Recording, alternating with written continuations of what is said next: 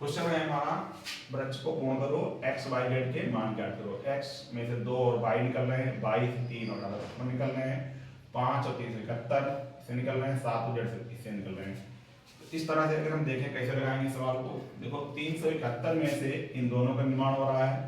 तो इन दोनों की गुणा 371 के बराबर होगी। तो देखो 7z बराबर 371, 7z बराबर 371, तो z कितना हो जाएगा, यहाँ से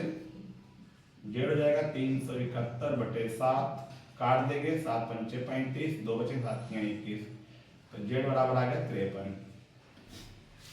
इसी प्रकार देखिए दूसरा सवाल, अब y कैसे निकालेंगे, y में से ये दोनों बन रहे हैं, तो y की गुणा इन दोनों के बराबर होगी। y बराबर क्या होगा, 3 गुणे 1855, 3 से गुणा कर लेंगे, 3 पंचे 15,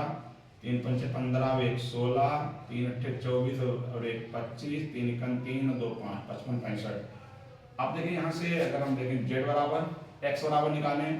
तो x बराबर क्या होगा, 2y, यहाँ लिख लेते हैं, तो x बराबर 2y, क्योंकि x में से ये दोनों निकल रहे हैं, तो 2 और y का मान क्या है, y का मान 1855, y का मान ये निकाला हमने 55 65, तो बनाएंगे 55 65, ठीक। तो y 2 पंचे 10, 2 छंग 12 और 1 13, 2 पंचे 10 और 1 पूरी, 2 पंचे 10, 2 छंग 12 13, 2 पंचे 10 और 1 11, 2 पंचे 10 और 1 11, 11 13 0, 2 पंचे 10, 2 छंग 12 वे 13, 2 पंचे 10 वे 11, 2 पंचे 10 वे 11, तो ये x का मान हो जाएगा था, x बराबर आ जाएगा 111